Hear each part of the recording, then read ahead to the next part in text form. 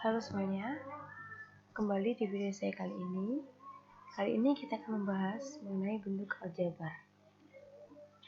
Perkenalkan, nama saya Razila Cici Putratama dari program studi pendidikan matematika Universitas Katolik Widya Mandala Surabaya, kampus Kota Madiun.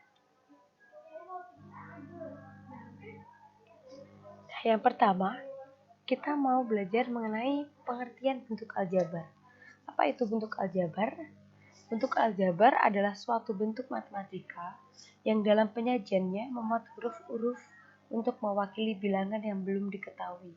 Nah, di sini contohnya yaitu 2A, 3X, 5Y.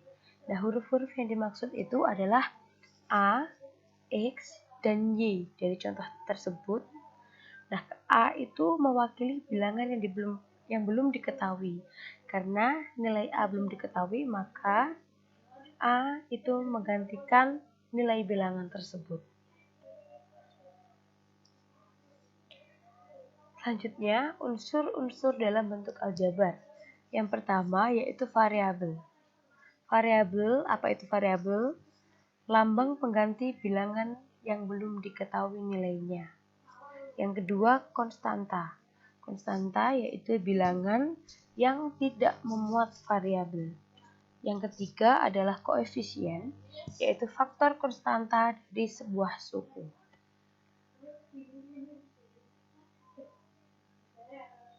Nah, di sini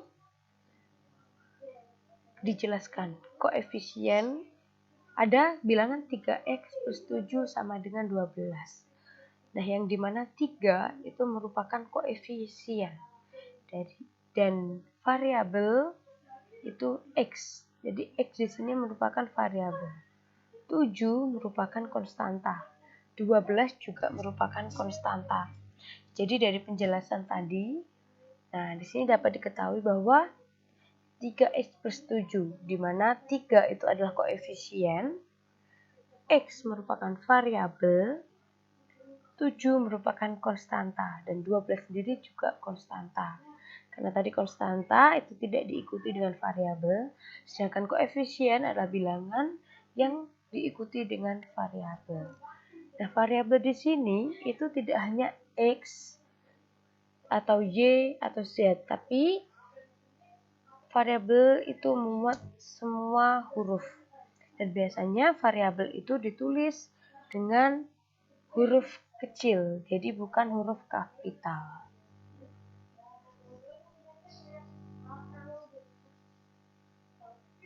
Nah, selanjutnya di dalam operasi hitung dalam aljabar. Operasi hitung dalam aljabar itu memuat dari penjumlahan, pengurangan, perkalian, pembagian. Yang pertama penjumlahan. Di sini penjumlahan bentuk aljabar itu sama seperti penjumlahan pada umumnya.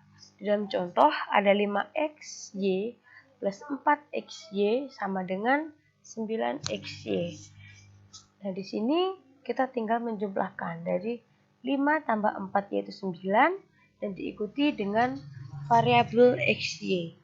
Contoh yang kedua, 3xy plus 2ab sama dengan 3xy plus 2ab. Nah, di sini dapat dilihat mengapa dari penjumlahan 3xy plus 2ab hasilnya tetap yaitu 3xy plus 2ab. Karena variabelnya tidak sama sehingga tidak bisa dioperasikan. Yang pertama ada 3xy, variabelnya xy.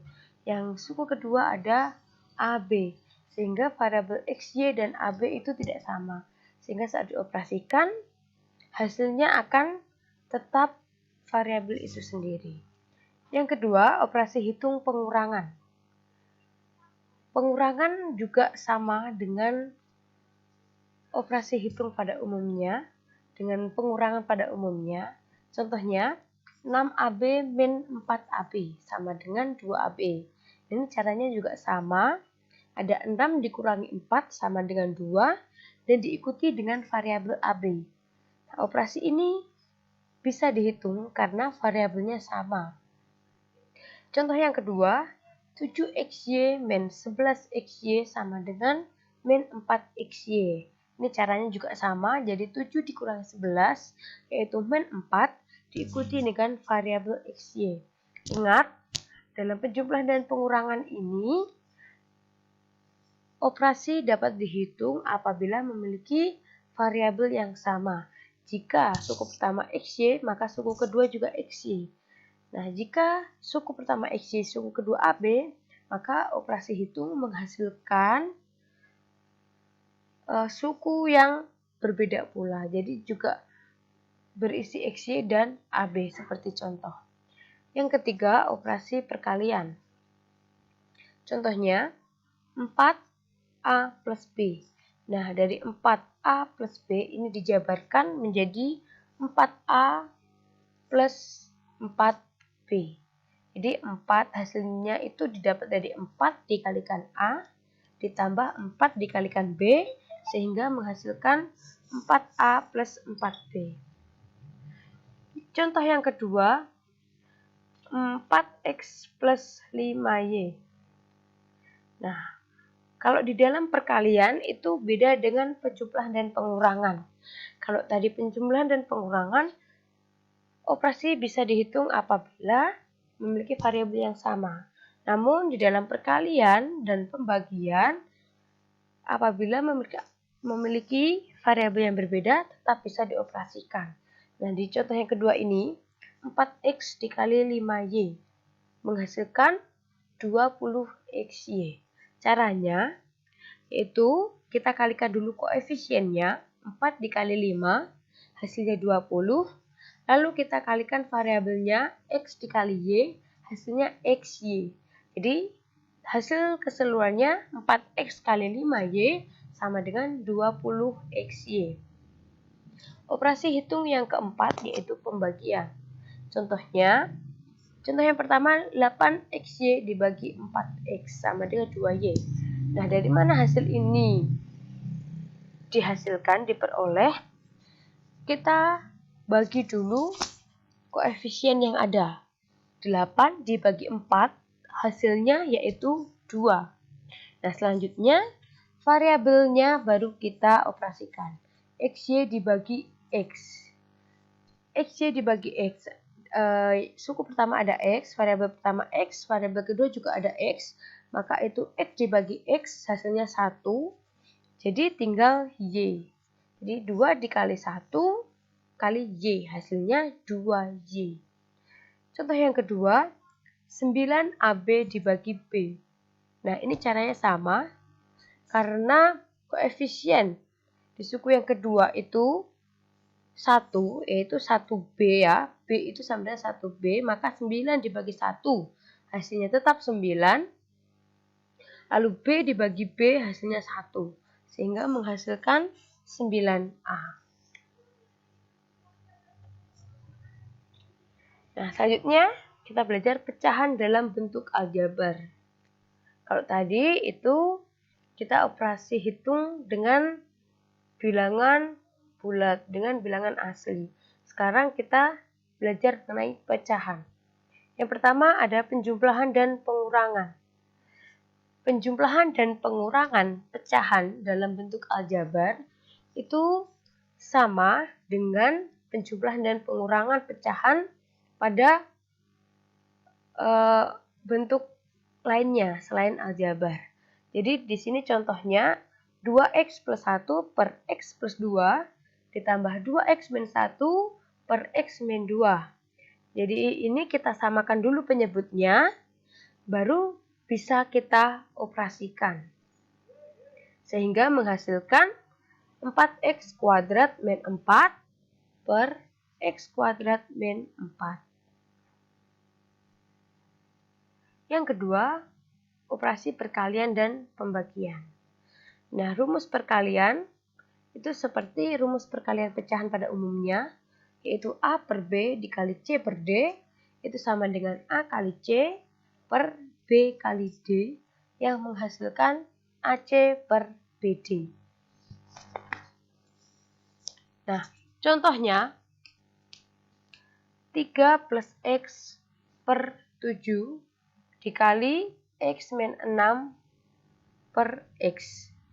Nah, seperti rumus perkalian, maka kita kalikan dulu pembilangnya. 3 plus X dikali X min 6 per 7 dikali X.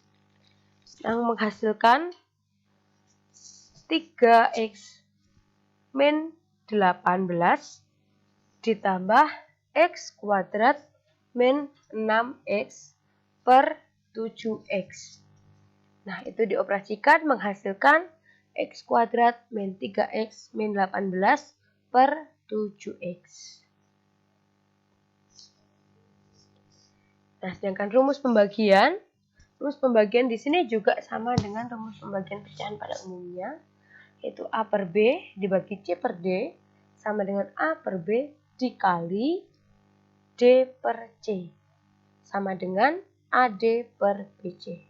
Contohnya yaitu 12 per X dibagi 23 per P.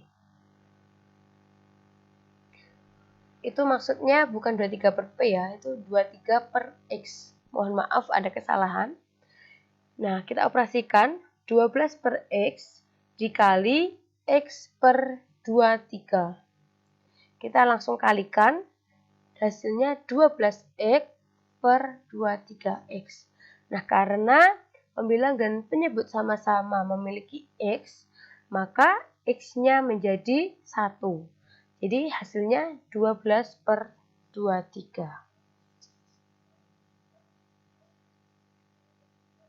Selanjutnya, perpangkatan bentuk aljabar.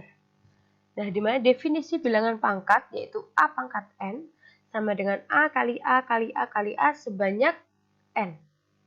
Jadi sama dengan definisi perpangkatan pada umumnya. Nah, contohnya perpangkatan bentuk aljabar 2A pangkat 3. Nah, berarti karena seperti definisi A pangkat N, maka A kali A sebanyak N. Maka 2A pangkat 3 juga 2A kali 2A kali 2A. Jadi 2A 3 kali. Nah, di sini kita kalikan dulu koefisiennya. Ada 2 kali 2 kali 2. Baru lagi kita kalikan variabelnya A kali A kali A. Sehingga menghasilkan 8A pangkat 3. Dan jangan lupa penulisan variabel itu menggunakan huruf kecil dan bukan huruf kapital. Terima kasih, sampai di sini dulu video saya kali ini. Semoga ilmu yang saya berikan ini bisa bermanfaat untuk kita semuanya. Saya mohon maaf apabila ada kesalahan kata maupun kesalahan penulisan pada video kali ini. Mohon maaf apabila dalam video ini juga memiliki beberapa gangguan-gangguan yang terjadi. Biarlah video saya kali ini bisa bermanfaat bagi kita semuanya. Terima kasih.